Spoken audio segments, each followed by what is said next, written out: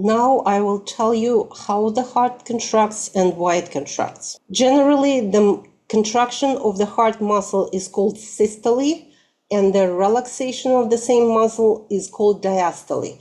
So a combination, a particular order of contraction and relaxation of heart chambers is something that's called cardiac cycle, and that's what provides the pumping of the blood through the heart and into the body.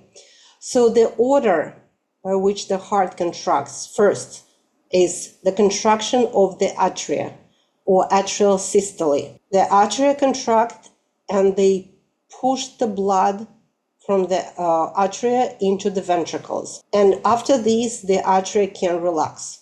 They go into atrial diastole. Once the blood is in the ventricles, now the ventricles contract. So it's called ventricular systole. And the blood is pushed from the ventricles into the arteries, from the heart now into the blood vessels. And after this, the ventricles also relax. So the heart goes into the diastole.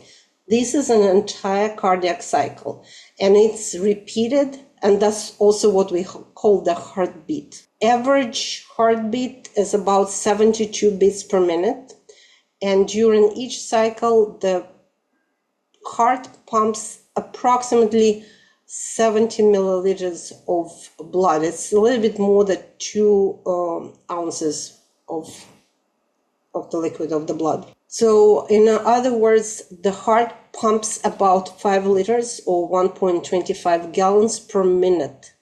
So the heart pumps the entire volume of the blood in the body in just 1 minute. And here is the cardiac cycle in pictures. So again, we have atria. It starts here with the atrial contraction. The atria are filled with blood collected from the body. They contract, and through the valves, through the AV valves, they send the blood to the ventricle. And now they can relax. The blood is in the ventricles, and now the ventricles contract. So this is ventricular systole. The blood is pushed into the blood vessels, into the arteries, and now the heart, the entire heart is relaxed. So now the heart is in the atrial diastole and ventricular diastole. Now it's time for the heart. It's relaxed, it doesn't push blood anywhere. It's filled with the blood that comes from the body.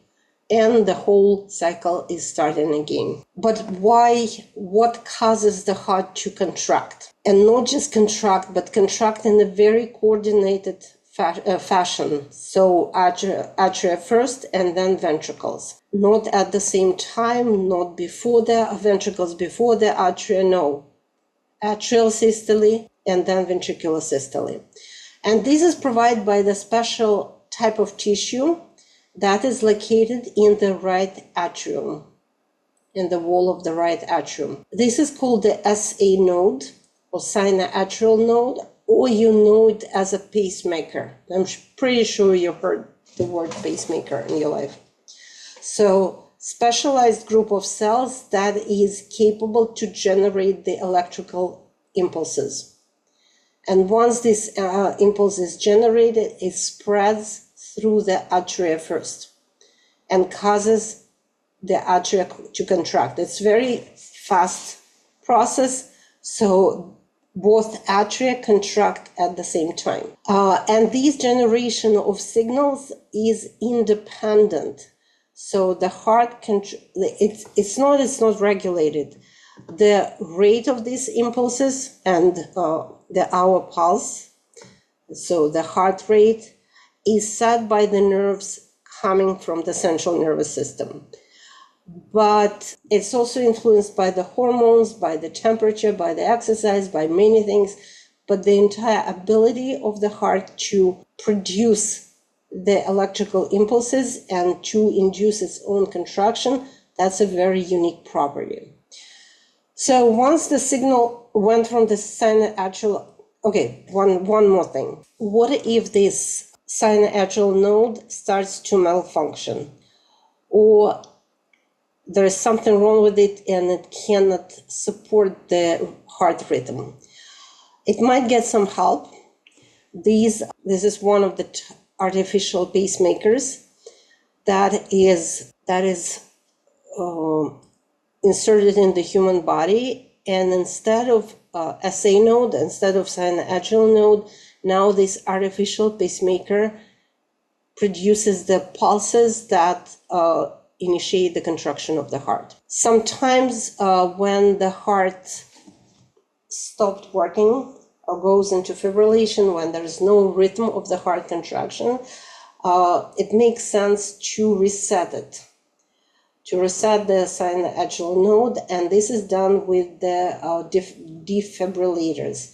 So defibrillators produce a very strong electrical signal that's kind of restarts the whole system, hopefully. So the signal went from the synoatrial node, spread out through the atria contracted, and also it reaches another node that is located in the wall between the atrium and the ventricle. And here there is a slight delay of the electrical signal. And that gives the atria the chance to fully contract and start to relaxing before the ventricles start to contract. So the signal is delayed here. This is called the AV node, atrioventricular node. And then from this node, it spreads to both ventricles and gives the signal to the ventricles to contract. So again, it's a smart way how to coordinate the function of the contractions of atria and ventricles. First atria, then slight delay of the signal, and that makes the ventricles to delay in their contraction and do it after the atria already done their work. And this electrical activity can be recorded, and that's by the electrocardiogram, ECG or AKG, both names are used. The electrodes are placed on the certain places in the body, the leads, and then the electrical activity of the heart is recorded. So the cardiograms do not show you exactly like how the heart contracts or what's happening to the muscles on the heart. It shows how the impulses spread out through the heart.